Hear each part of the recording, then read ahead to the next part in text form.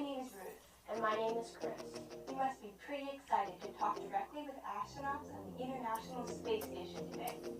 While we're waiting for the space station to come over your portion of the sky, let's talk a little bit about how it's going to happen. Of course, Mission Control is in contact with astronauts all the time, using a big radio with lots of fancy equipment. However, we're going to be using something very different today. We are going to use ham or amateur radio to talk directly to the International Space Station. When most people hear the word radio, they think of a music radio station, but it's so much more than that.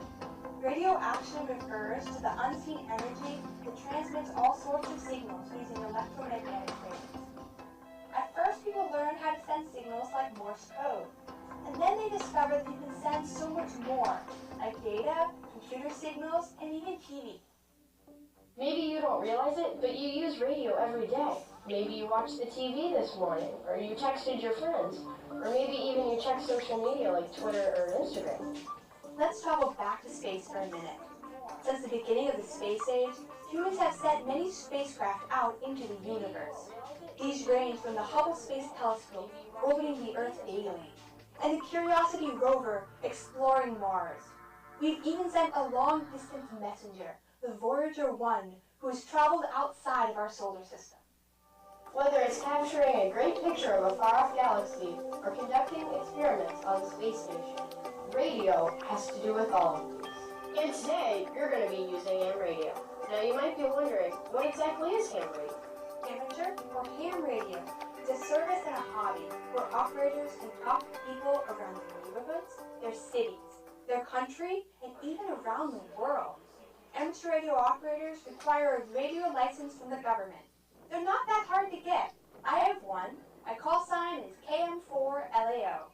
And mine is KD8YVJ. Our call signs are a way of identifying who we are to other operators. This lets everyone know that we have the proper license to using the radio. As amateur radio operators, or hams as we are often called, we can talk with others about basically whatever we want. Often science or some new radio gadget that we are interested in. Let's focus back to the space station and your contact today. Many of the astronauts and cosmonauts aboard the space station are licensed ham radio operators. That's why your operators today can contact them. The people here, as well as the astronauts, are licensed to talk to each other, and you are allowed to talk over to the radio. For our conversation today, we'll need an amateur radio station on the ground, either in this location or somewhere else around the world. We'll also need a radio in the space station. Anyone SS? You can hear the calls coming. This is November Alpha 1 Sierra Sierra, the International Space Station, over. On the space station, the radio transceiver is connected to an amateur radio antenna mounted on the outside. One of these antennas will be used today during our contact. For our side of the contact, we need a good-sized antenna, a signal amplifier, something to make our signal stronger, and a rotator for turning our antenna. We have to keep our antenna pointed right at the International Space Station. And remember, it's moving across the sky and fast. To aim the antenna properly, we need to track the path of the space station exactly. NASA uses complex systems to track the path of the space station and other orbiting objects. The satellite tracking program we are using works out a complicated set of mathematics to provide the orbital location of the space station moment by moment as it moves through space. This information is sent to the computer that controls the antenna rotator, which moves the antenna to follow the space station. Maybe some of you have seen or worked with robotics. That's pretty cool stuff. And just like you can program a robot where to go, what to do, and how to get there, you can also program a computer to tell an antenna how to track the space station across the sky. You know, it took a lot of planning to get this contact. Several weeks ago, the ISS operations team had to figure out when the space station's orbit would pass over this location. Then, they had to talk with the planners at NASA's Johnson Space Center. The cruise time is pretty full, so they were able to find a time that could work for the crew members' schedules. Once they found times that would work both in space and here on the ground, the host organized this contact. And in just a few minutes, you'll be hearing and talking to the astronauts. Well, it's almost time for your contact. It will be exciting, so good luck with it.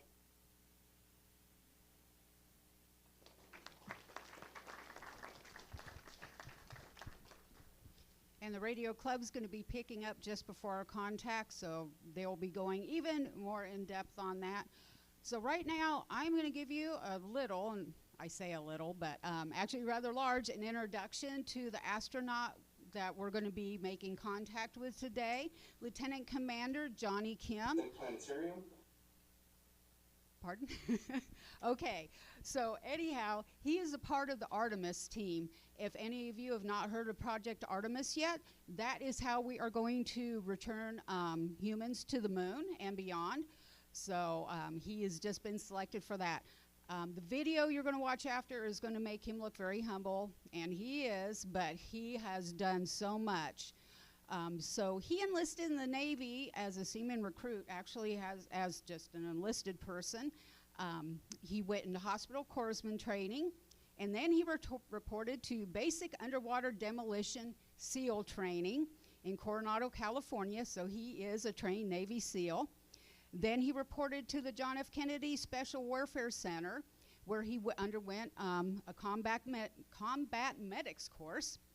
Then he was assigned as a special warfare operator to SEAL Team 3 and obtained qualifications including military free-fall parachutist, advanced scuba, a combatant diver, naval special warfare, special reconnaissance scout and sniper, and advanced special operations techniques.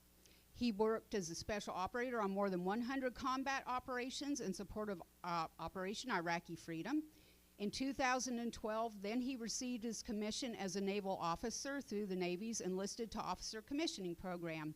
Then he went on to get a medical degree from Harvard Medical School, and he completed his internship with the Harvard-affiliated Emergency Medical Residency in Massachusetts. Kim is also an aeromedical dual-designated naval aviator and flight surgeon. He completed his primary flight training at Naval Air Station in Corpus Christi, Texas, helicopter advanced flight training at Naval Air Station in Milton, Florida, and the Naval Flight Surgeon course at Naval Air Station in Pensacola, Florida. So NASA picked him up in 2017, and he completed 2 years of training as an astronaut candidate. His training included technical and operational instruction in the ISS systems, extravehicular operations, T-38 flight training, robotics, physiological training, expeditionary training, field geology, water and wilderness survival training, and Russian language proficiency. Yeah, he's done a couple things. In 2020, he began his support of the ISS operations as a capsule communicator in Houston and the Artemis program under the Astronaut Exploration Branch. He has served as the ISS Increment Lead for Expedition 65 in 2021. He has continued to support mission and crew operations in various roles within the astronaut office, including serving as Communication Chief Officer, T-38 Liaison to Aircraft Operations. So this mission he is actually on now on the International Space Station is his first mission in space, so, and where he serves as the flight engineer. So a little about his personal life. He was born and raised in Los Angeles to some Korean American immigrant parents. He had a very rough childhood. I'm not going to go into that, but there are some interviews he has done on YouTube. If this guy can get out and do this, there is no reason anybody who has the drive, you know, can't get out and do this, because he started out basically with not a lot. So personal life, he enjoys spending time with his wife and their 3 children. He enjoys outdoor activities, strength training, video games, and he is a lifetime learner, as you could probably tell. And he is also a registered ham radio operator, because any astronaut taking part in this has to be a licensed operator. And his call sign is KJHKP. So now we are going to have a short intro video about who you'll be talking to today.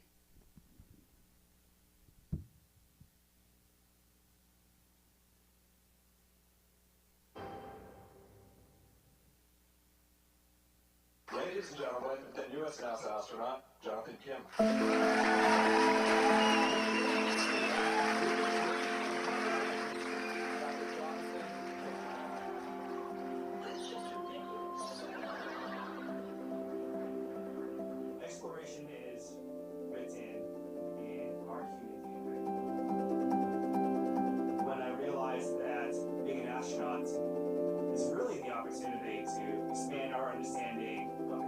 goes to make our world a better place, all while inspiring the next generation of children. You doing the same children that didn't have the confidence to dream like I did.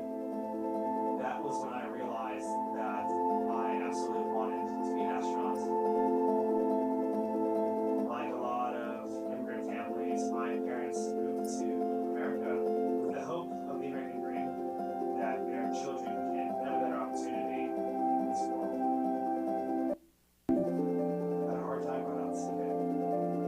I lack a lot of things, but the biggest thing I lack is confidence. I wake up every day and I think about the opportunities I've had. It's hard for me to believe that I'm that same person. No, you're just being, right? You spend so much effort and hope and try to get whatever the student needs to grow and get where they want to be. And then when you see that they get there, it's just really. It makes me immensely proud to be part of an organization to achieve such a monumental challenge like the Trades. And that's what really excites me when I think of Artemis, the lives that we're going to positively impact on this endeavor. It's hard to articulate all those emotions. All right, so we're going to cut that short because we are coming up rather close to our time. So, Susan, if I could have you come up and recognize the students, I think we're just going to have them stand up, yep, and sit back down. So they can, if we have extra time after, we'll watch the rest. So I'm a couple housekeeping things. When I call your name, stand up and stay standing until I'm done talking about you. Then you can sit down so your parents can take pictures. And we're not clapping, remember? We're jazz hands. Okay, all right. All right, first up, we have Carolyn Merritt. Carolyn is an 11-year-old who attends South Vermilion Middle School. Her hobbies include horseback riding and painting. When she's older, she wants to be a therapist. Thank you. Lillian Wolf is next. Lillian is 8 years old, and her biggest hobby is reading, but she also enjoys spending time outdoors. She currently wants to be a science teacher when she grows up, and she's homeschooled. Congratulations, Lillian. Earl Donald Jr. Earl's hobbies include playing football, golfing, and hanging out with his friends and family. He would like to be an NFL player when he grows up. While he's unable to join us today, his question will be asked by Annabelle Emmert, who is an 8-year-old homeschooled little darling child, and she aspires to be a vet or a doctor, or maybe a vet and a doctor. Okay, sorry, we apparently have rearranged a few things, sorry. Liam Steiner is 8-year-old Liam enjoys traveling. He's been to 8 countries so far. He likes to rock climb, perform in theater, play the piano, collect rocks and coins. He likes to fish and riding his go-kart. He would like to be a gemologist when he grows up. He's also homeschooled by his awesome mom, who is running a marathon right now. God bless her. Sylvia Chanette is 11-year-old, and she enjoys writing, sketching, reading big books, running cross country, and anything related to animals and nature. She attends Woodrow Wilson Middle School and would like to be a conservationist and an author when she grows up. AJ West Hernader is 13 years old, and he is homeschooled. His hobbies include biking, fishing, playing with his 2 brothers. AJ would like to be a scientist when he grows up. Kennedy Hackert.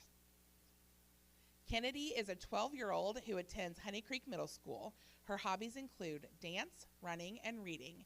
She would like to open a restaurant when she is older. Lucy Rahman is unable to join us today. She's a 13-year-old who is homeschooled. She enjoys reading and writing and cooking, and she is leaving her future career options open. Her question will be asked by Mary Franco. Thomas Ring. Thomas is a 12-year-old who attends Linton Stockton Middle School. His hobbies include basketball, cross country, completing puzzles, and reading. When he grows up, he would like to be an engineer. Aiden Marion is 12 years old and attends New Life Academy. His many hobbies include sports, STEM activities like robotics and tinkering with mechanisms. His career aspirations include computer technologies, wildlife educator, working in robotics, and helping homeless people. Luke Jones is unable to join us today. Luke is a 12-year-old who attends Eastside Christian Academy. His hobbies are collecting maps and globes. He loves music and plays the accordion. He wants to be a mechanic or an electrician. His question will be asked by Connor Mash. Lexi DeVore is 14 years old, and she attends Northview High School. Her hobbies include amateur radio and band. She aspires to be an astronaut or aerospace engineer when she's older. Kate Murray is 12 years old, and she attends Woodrow Wilson Middle School. Her hobbies include drawing, making bracelets, dancing, and sculpting with clay. When she grows up, she wants to be a comic artist. Ava Gonzalez is a freshman at Terre Haute South High School. She loves to play tennis and wants to be a neurologist when she grows up. Sonia Bavishi is a freshman at Terre Haute South High School. Her hobbies include dance and tennis, and when she grows up, she wants to be a surgeon.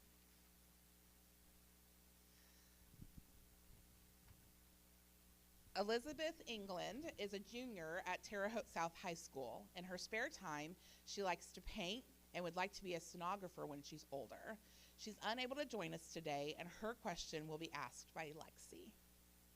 Gabby Hamilton is a junior at Terre Haute South High School. She likes to cheer and wants to be a NICU nurse someday. Gabby is also unable to be here today. Her question will be asked by Amelia Nevins. Mary Franco is a junior at Terre Haute South High School. She likes dance and track, and she wants to be a police officer. Connor Mash is a senior at Terre Haute South High School. He likes to play soccer and also wants to be a police officer. And finally, Amelia Nevins is a senior at Terre Haute South High School. She enjoys drawing and wants to be an accountant. Let's give them all a hand of applause.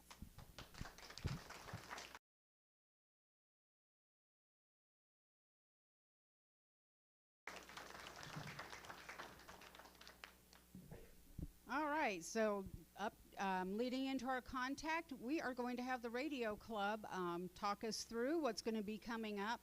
We get close to time. You guys all know what to do out there at the side, right? So take it away, Kevin Berlin. Well, thank you, Laurel. Yeah, my name's Kevin Berlin. I'm the president of the Wabash Valley Amateur Radio Association, and we've been excited to be involved in this contact as a technology partner. It's something that we had looked at and had kind of thought about doing. It was just a perfect opportunity when Laurel approached us and said, would you like to do this? We have spent the last year preparing for this, acquiring the equipment. All the technology you see there in the back of the room is our fault. So if it works or doesn't, then we're the ones you have to blame. Of course it will. It's going to work perfectly. I have a big fan club there in the back of the room. One thing that I'd like to leave you young people with. I've been a licensed ham for 50 years. I got licensed about the age that you are right now. Through that introduction to amateur radio, I've had an absolutely wonderful career. I've provided for my family through the connections that I made in amateur radio. It's definitely something that is a opportunity. There aren't a lot of people getting into technology these days. There are some openings there. I'd encourage you to investigate that if you're so interested, and pursue that as a avocation if you care to. In terms of the actual contact, as we've seen here in some of the other videos watched this morning, there is technology in place for us to actually track the space station as it goes over. We have computer projections. We'll have the contact begin here in just about 5 minutes. We'll begin calling the space station in about 2 minutes. We want to make sure that we catch them at the earliest opportunity. We have about a 10.5-minute window for this contact to take place. If they become available early, that means that our window has shifted.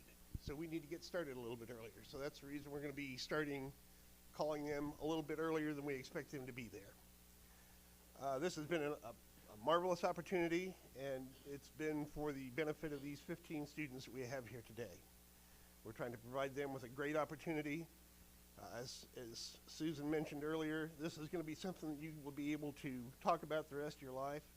There aren't very many people that have had the opportunity to talk directly to an astronaut by amateur radio, and this is something you'll have for the rest of your life. So, thank you for the opportunity. Pat, I'll ask you to come up, Lexi, and we'll get in position here to start calling the space station just shortly. It's almost time.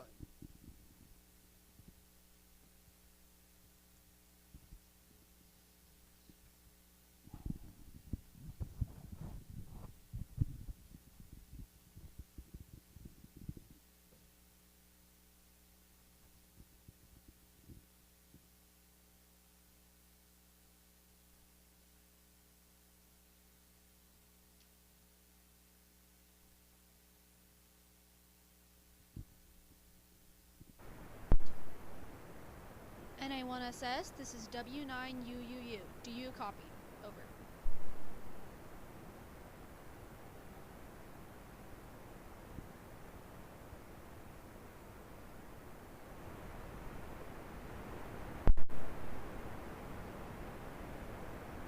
NA1SS, this is W9UUU. Do you copy? Over.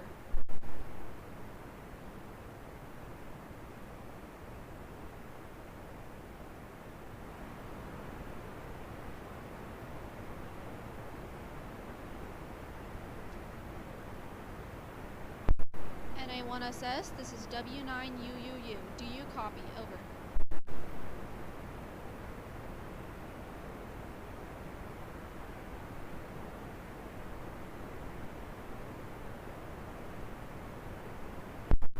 NA1SS, this is W9UUU. Do you copy? Over.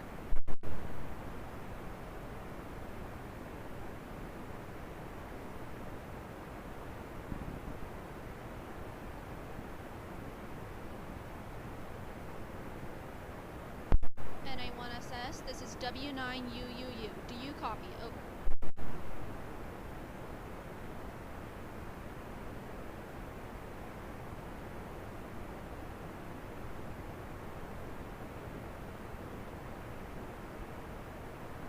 NA1SS, this is W9UUU. Do you copy? Over.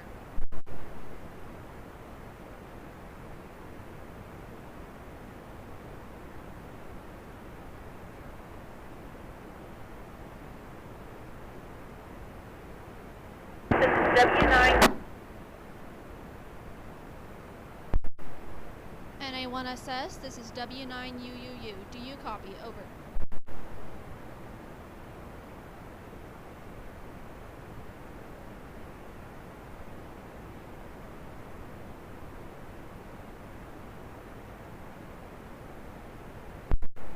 NA1SS, this is W9UUU. Do you copy? Over.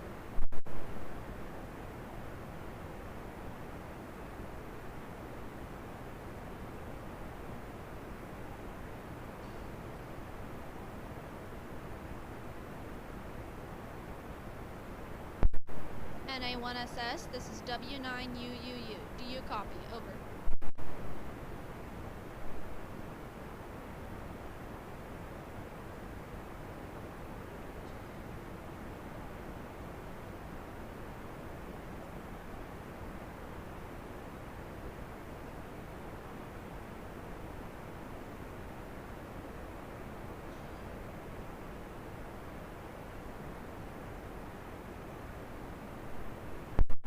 NA1SS, this is W9UUU. Do you copy? Over.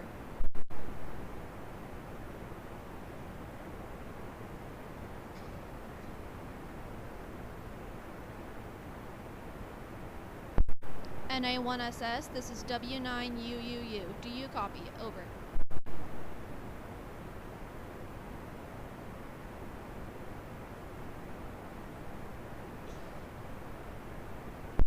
NA1SS, this is W9UUU. Do you copy? Over.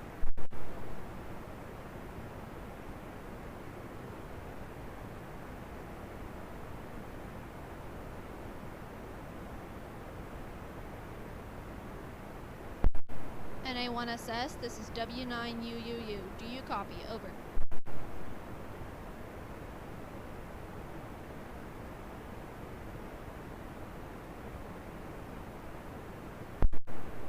NA1SS, this is W9UUU. Do you copy? Over.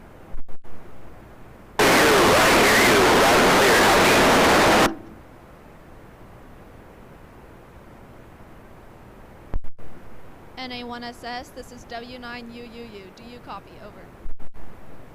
I hear you loud and clear. 5 by 9. I'll be over.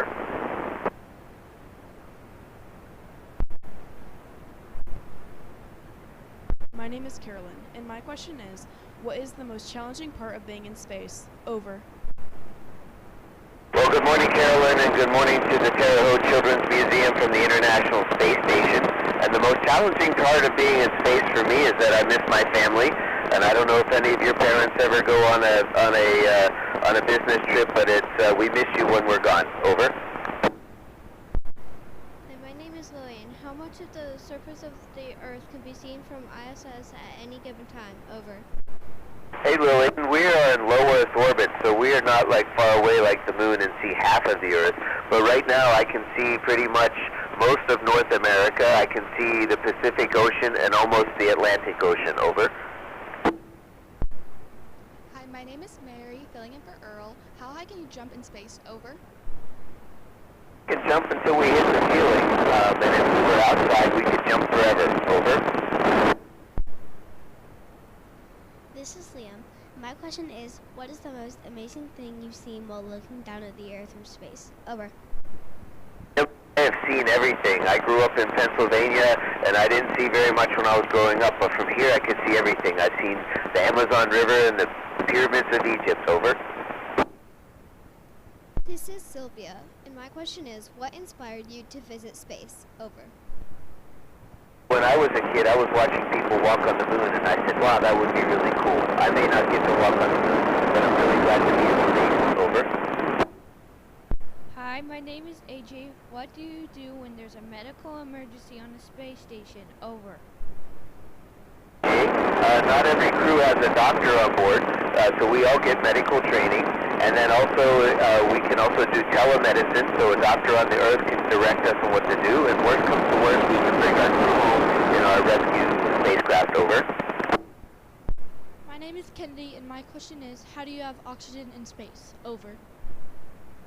You know, water is H2O, so we split water apart with electricity, and we use the O2 for breathing. Over. My name is Annabelle. This is Annabelle asking for Lucy. How do you exercise in space? Over. Hello, Annabelle. Thanks for helping your friend Lucy. And we exercise in space. We have a treadmill, but we have to wear a harness so we don't float away.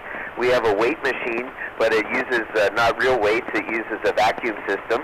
And we also have a stationary bicycle. We exercise 2.5 hours every day. Over. This is Thomas. How difficult was it to become an astronaut? Over. When I became an astronaut, it was really difficult because we had thousands and thousands of people for just a very few amount of jobs. Nowadays, more and more people become an astronaut, but not all of them work for NASA. Over. Hi, my name is Aiden, and I'm 12 years old. What did you bring to the space station to remind you of home? Over. Hi, Aiden, who's 12 years old. I'm Mike, who's 58 years old, and I brought pictures of my family and my kids and all of my nieces and nephews. Over. This is Connor filling in for Luke. Luke's question was, how is the space station protected from orbital debris and meteorites? Over. Hey, Connor, thanks for the question. We do it in two ways. We have an active way that if we see something big coming towards us, we move out of the way. And then if there's something small, we have armor on the outside of our space station. Over.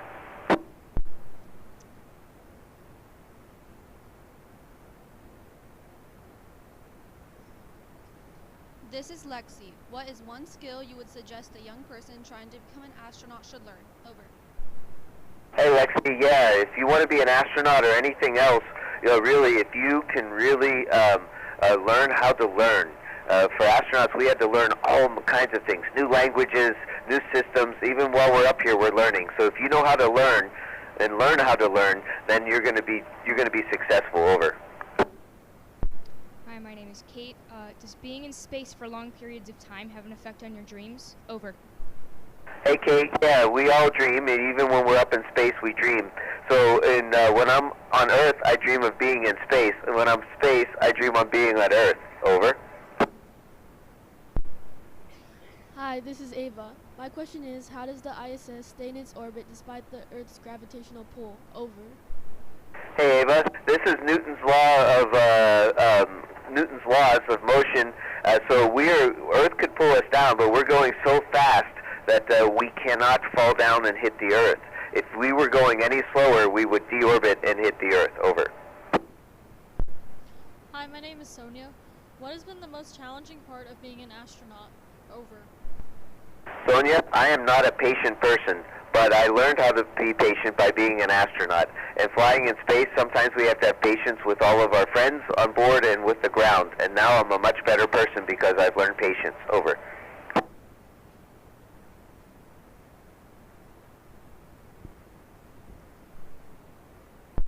Hi, my name is Mary, filling in for Elizabeth. Are there any investigations abroad in the ISS that do research outside of our solar system? Over. Hey Mary, thanks for filling in for your friend Elizabeth. And most of what we do on board the space station focuses on planet Earth to make life better on planet Earth. We also look at planet Earth, and sometimes we do exploration things to help us get to the moon. We don't really have too many things that are looking out beyond our solar system aboard the space station. We have other things for that, like the James Webb Space Telescope and the Hubble Space Telescope. Over. This is Amelia filling in for Gabby, and her question is, do you ever have to control the space station, or does it fly on autopilot? Over. Hey Amelia, filling in for Gabby. We don't control the space station from up here. We have a team on the ground that does, but most of the time it's on autopilot. Over. My name is Mary. Are there any health side effects from living in microgravity for so long? Over. Oh Mary, you bet there's a lot of side effects, but we mitigate them by our exercise program and by taking vitamins and eating well up here. But when we get back to the ground, we have 6 weeks of rehabilitation, of physical rehabilitation, to go through to make sure that we are back to our normal selves. Over. This is Connor. My question is, how does the work you do help and teach us more about space? Over. Hey Connor, that's one of our mission objectives, is to have outreach and to talk to as many people as we can and share the adventure of space. We take lots of pictures and videos so that we can help tell our story and maybe inspire the next generation. Over. This is Amelia, and have you ever done a spacewalk outside the ISS doing repairs? Over. Hey Amelia, I've been very lucky because I've been able to do spacewalks in both the American spacesuit and the Russian spacesuit because I can speak Russian language. And I will tell you, there's nothing more amazing than being out there and just looking at planet Earth, and there's nothing between you and all of creation except for your helmet. Over. NAISS, this is KA9ALI with a very special thank you from the Children's Museum, the Vigo County School Corporation, the Gibson Allen Memorial Planetarium, and all the participants and families in this room. Stand by for a final goodbye.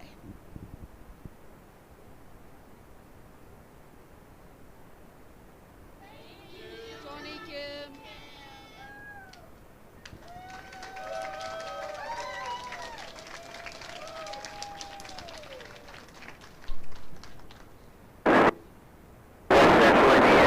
We're sending you all of our hugs and best wishes from the International Space Station. Be good, study hard, and thank you for joining us today aboard the space station. This is astronaut Mike Fink, over and out.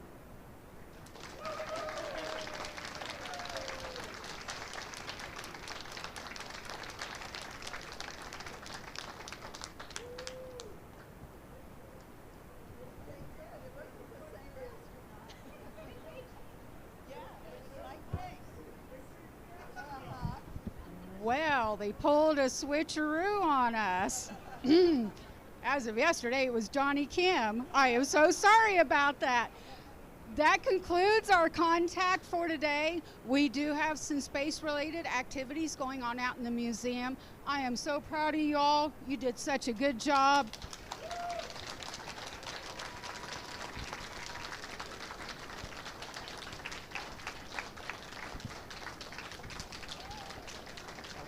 Thank you so much for coming today. Have a great year.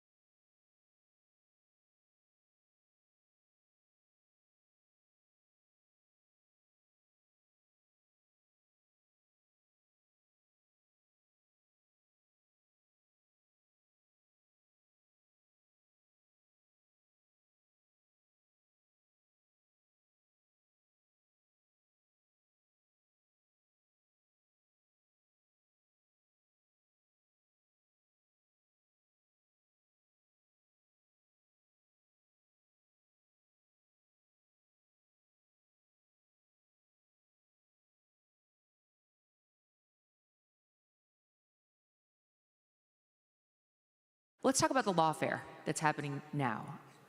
What happened to your dad was deeply wrong. It was immoral. It was criminal. It really was criminal what was done to him. And you guys